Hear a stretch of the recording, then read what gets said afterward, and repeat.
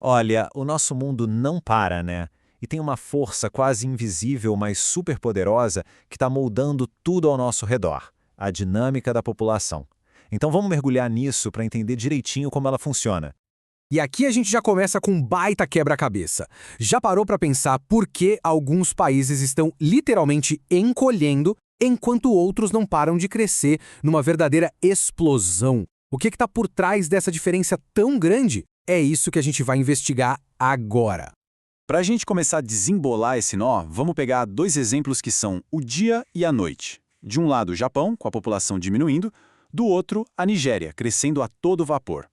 São duas realidades totalmente opostas, que nos levam direto para o modelo que explica esse fenômeno no mundo todo.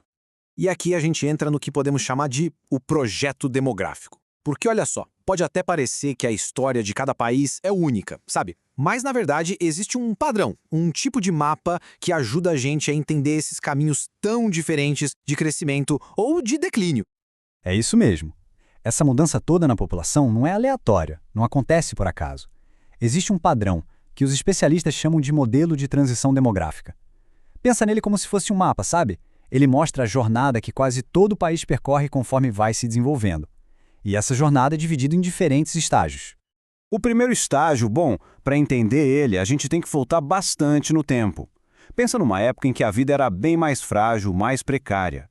As taxas de natalidade eram altas, mas as de mortalidade também eram altíssimas por causa de doenças, fome.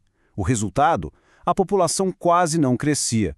E é importante dizer, hoje em dia, nenhum país do mundo está mais nesse estágio. Aí vem o segundo estágio, e aqui a coisa muda, da água para o vinho. A medicina melhora, o saneamento básico avança e as pessoas começam a viver muito mais. Só que tem um detalhe, as famílias continuam grandes. E qual o resultado? Uma explosão populacional. É aqui que o crescimento dispara.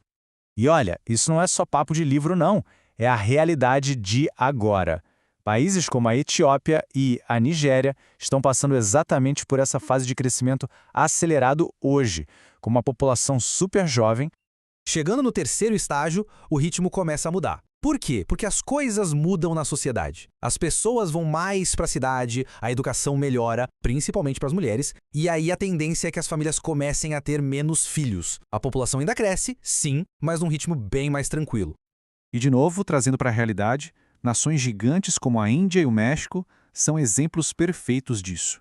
Continuam crescendo, mas de uma forma bem mais moderada. É um ponto de virada super importante na história demográfica de um país.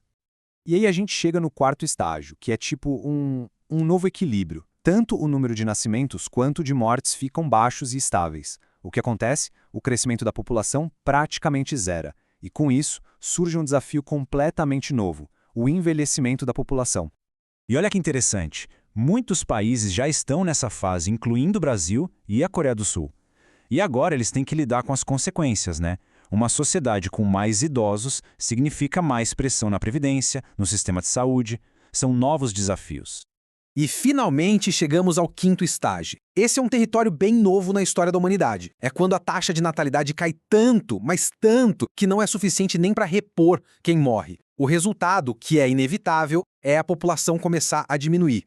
O Japão e a Alemanha são os casos mais conhecidos disso. E eles estão enfrentando uns desafios gigantes, tanto na economia quanto na sociedade. Por exemplo, a diminuição da força de trabalho. Tudo isso está ligado diretamente a essa nova realidade da população deles.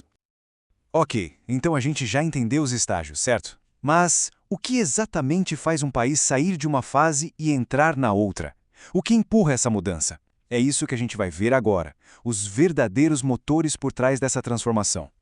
Um dos motores mais importantes disso tudo é o planejamento familiar. E veja bem, não é só sobre controlar o número de pessoas. É sobre dar às pessoas o direito de escolher. Escolher se querem ter filhos, quando, quantos. E essa escolha pessoal, somada, acaba mudando o futuro demográfico de um país inteiro. É que os objetivos do planejamento familiar são bem amplos. Pensa assim, tudo começa com saúde e bem-estar. Daí, vem o controle sobre a natalidade. Isso, por sua vez, gera uma qualidade de vida melhor tanto no social quanto no econômico. E, no fim das contas, ajuda a ter um equilíbrio populacional mais sustentável. É uma ferramenta poderosa, que mistura saúde com direitos humanos. Bom, a gente já viu o modelo, já viu o que move ele, agora falta a gente olhar para as consequências. Como é que tudo isso impacta a vida das pessoas no dia a dia, a economia e até a relação entre os países. O impacto disso na vida das pessoas é gigante. Pegar só a expectativa de vida. No Japão, que está lá no estágio 5, a média é de 85 anos. Agora, olha para o Níger, que está num estágio bem anterior, 62 anos. São 23 anos de diferença. É como se fossem dois mundos completamente diferentes. E sabe o que essas diferenças todas geram? Um outro fenômeno global importantíssimo, a migração. De um lado, ela ajuda a preencher vagas de trabalho em países que estão envelhecendo. E por outro, o dinheiro que os migrantes mandam para casa ajuda muito as famílias e a economia dos seus países de origem. Mas, claro, também existem os desafios, né? Como a dificuldade de integração e a luta contra o preconceito, a xenofobia. Ok, já olhamos para o passado, entendemos o presente, então a pergunta que não quer calar é: e o futuro? Para onde a gente está indo? Vamos dar uma olhada agora nas projeções para ver como vai ser o nosso mundo lá em 2050.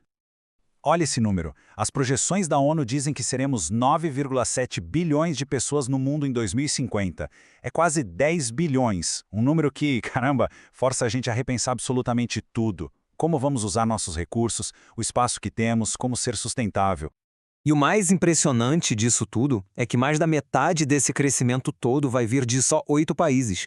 E muitos deles, como a Nigéria e a Etiópia, estão naqueles estágios iniciais que a gente acabou de ver. Ou seja, o futuro da população mundial está sendo escrito agora, nesses lugares. E tudo isso nos traz para a pergunta final, a que realmente importa.